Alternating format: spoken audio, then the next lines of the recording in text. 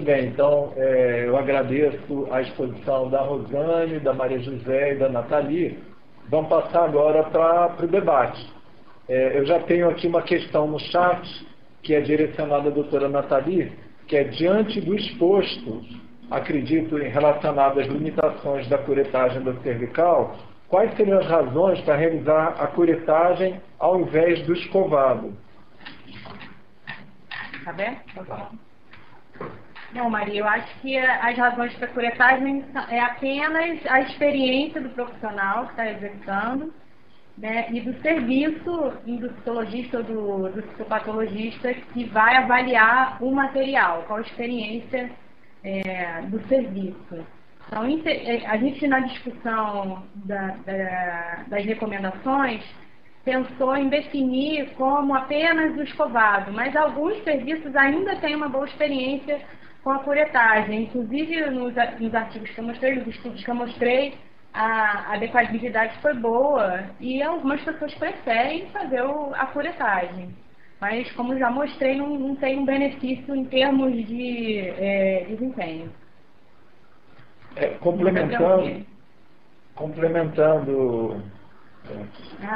Complementando a questão, a contribuição da Nathalie, durante as diretrizes teve uma discussão intensa, porque alguns serviços têm uma experiência com curetagem e outros não têm, e foi quase que uma negociação que fosse possível a realização da curetagem. Eu, particularmente, acho que compartilho essa opinião com a Maria José e com a Nathalie. A curetagem canal não faz parte da nossa rotina, porque ela é mais dolorosa, o material é de pior qualidade, né? Agora, dos artigos que entraram na revisão sistemática da Nathalie, 2 eram do mesmo serviço, não é? E que tinham um alto rendimento. Me corrija, por favor. Eram 2 franceses no mesmo, né, do mesmo centro. Cidade, Então a gente acredita que eles lá têm uma familiaridade tal com a metodologia que justifica um rendimento melhor, né? Mas não é a experiência que a gente tem aqui, né? A experiência que a gente tem aqui, quando a gente manda um material desse para o patologista, ele quase reclama, porque é um material de muito difícil avaliação. Outra limitação do raspado é que dificilmente ele traz estroma, então ele serviria, quando positivo, para indicar a excisão tipo 3, mas ele não afastaria a possibilidade de invasão. Então, e dadas as suas limitações de qualidade, também não dá para jurar que não tem uma lesão. Então, por isso que a gente prefere o escovado. Alguém que está na RUT gostaria de fazer alguma questão?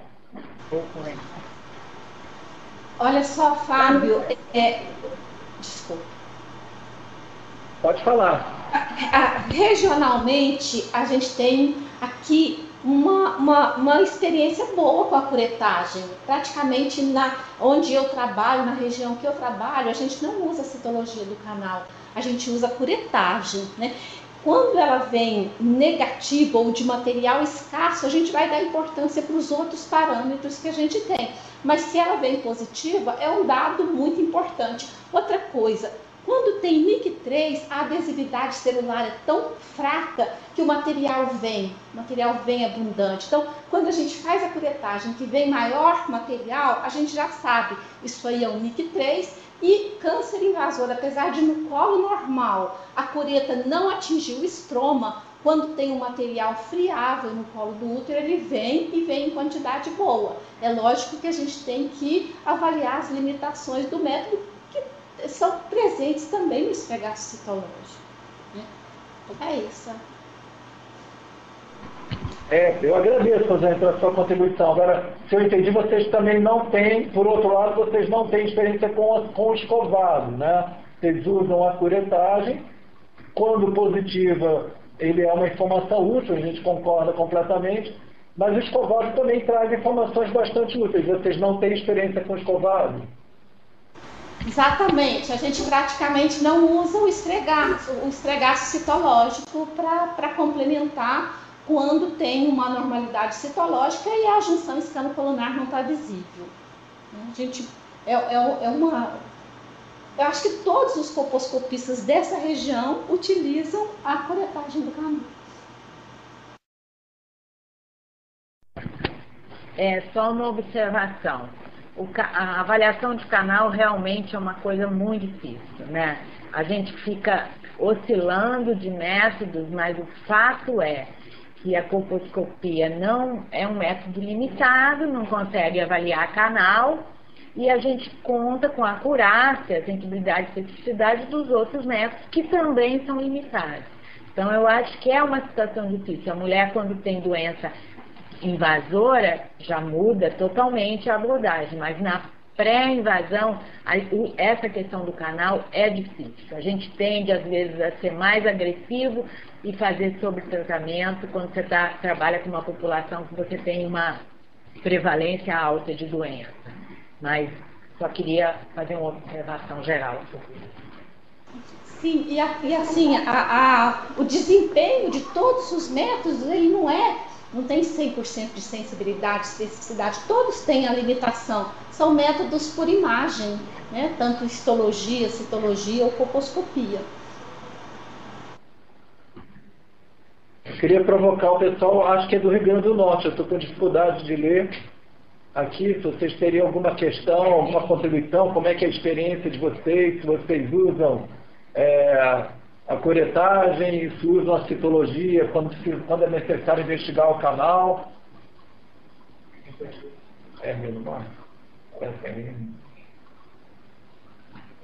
O pessoal do Rio Grande do Norte nos ouve?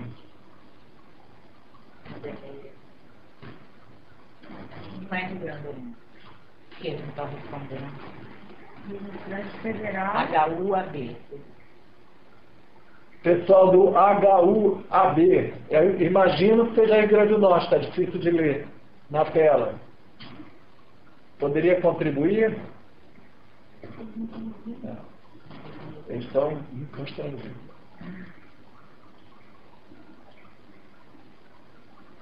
É legal, né? Bom, não sei se eles estão nos ouvindo, vamos avançar então. Eu tinha uma questão aqui para a doutora Nathalie, que a gente vai ter que enfrentar, dada essa limitação da evidência de qual é o melhor método, qual seria a recomendação para o clínico em relação à investigação do canal? Para o ginecologista geral, No clínico, ginecologista geral ou colposcopista. Né? Você não conseguiu uma evidência de que um método é superior ao outro. Sim. Eu acredito que você tem que usar o método no qual você tem experiência em executar, você consegue melhor resultado. Para mim, é a citologia, para a doutora Rosane é a curetagem. Então, você tem que usar o que você tem experiência no seu serviço. Acho que eu diante das evidências, não tem uma limitação, uma superioridade que justifique uma mudança na rotina do serviço, uma vez que ele já tem experiência.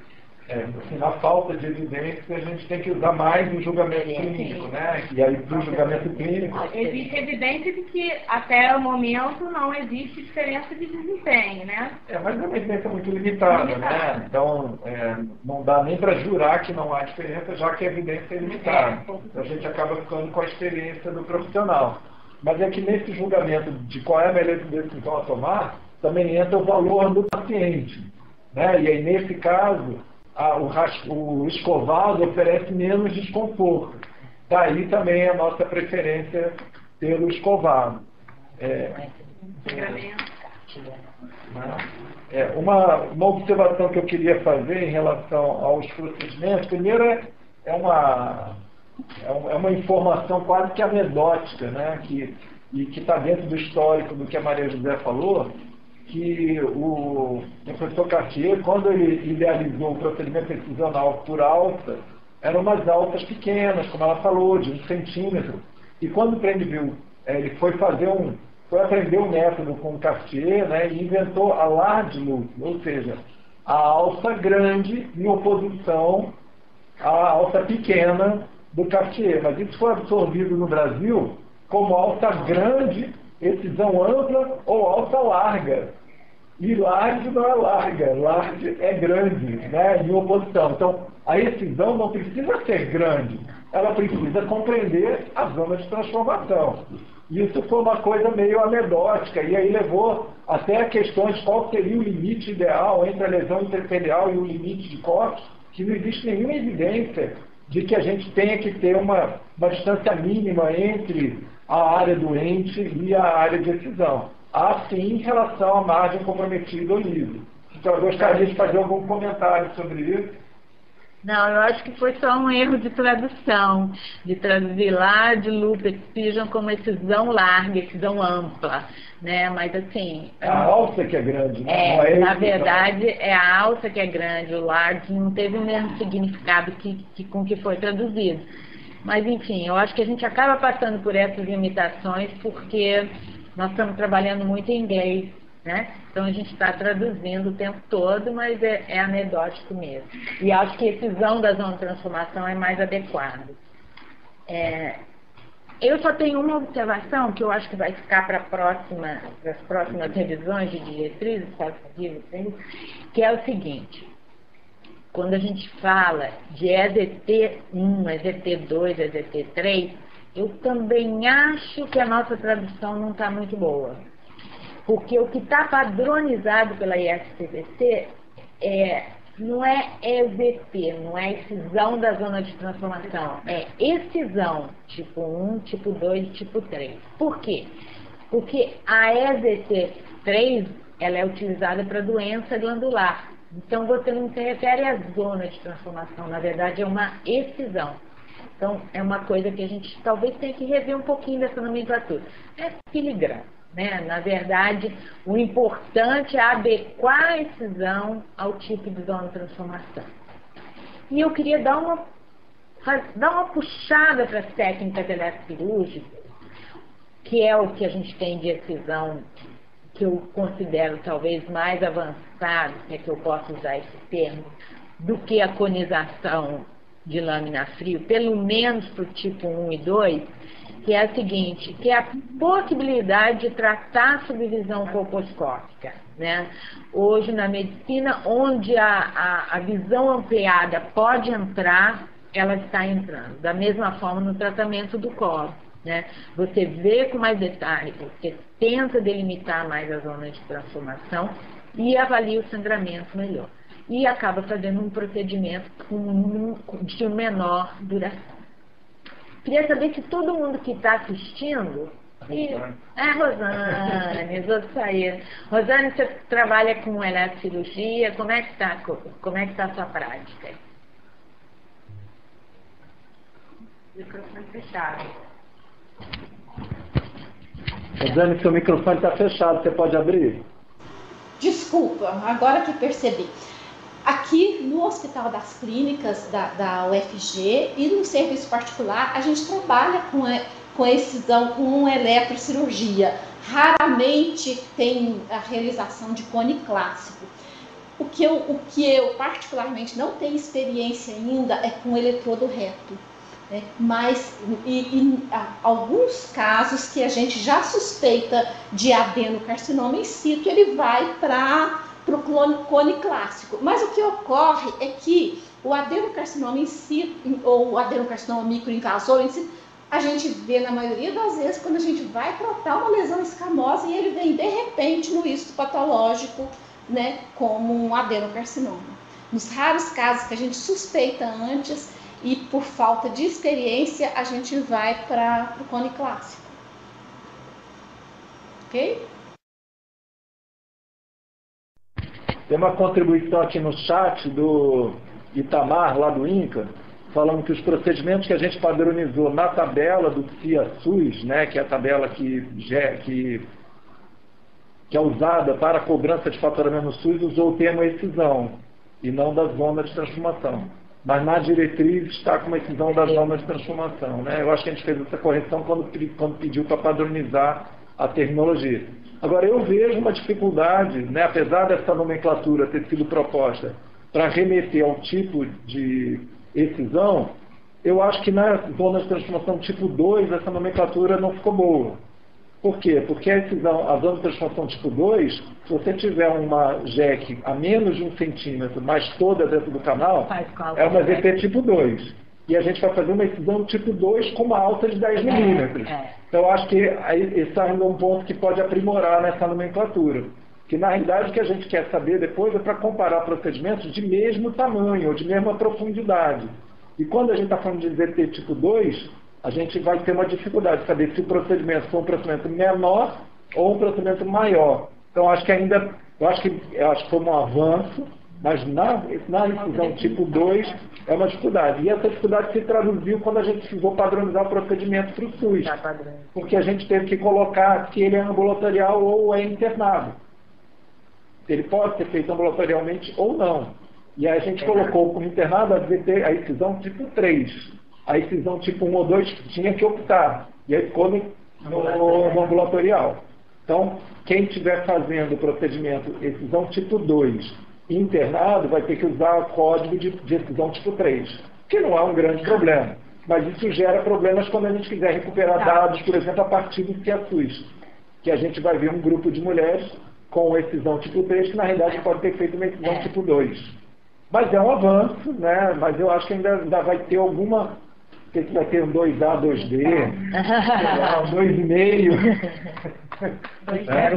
Acho que essa é uma limitação. Bom, não sei se alguém mais gostaria de fazer uma colocação, não sei se Rosane gostaria de falar alguma coisa, Nathalie. Bom, agradecer pelo convite, foi com muito prazer que eu vim participar e, assim, ver a experiência de vocês, já vi os outros vídeos também, achei muito interessante essa divulgação e obrigada pelo convite, mais uma vez.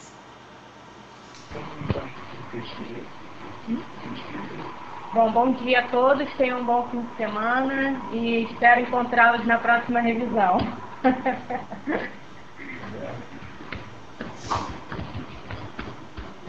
Eu vou falar alguma coisa? Ah, sim. Bom, eu acho que essas diretrizes são um grande avanço no Brasil em termos de tratamento das mulheres com risco de câncer ou diagnóstico. E a divulgação só está contribuindo para isso, né? Você não fica com aquele manual lá no papel que ninguém vê. Queria cumprimentar o Fábio pela administração importante que ele tem feito, não só durante a produção das diretrizes, como levar esse trabalho à frente, que é um trabalho hercúleo.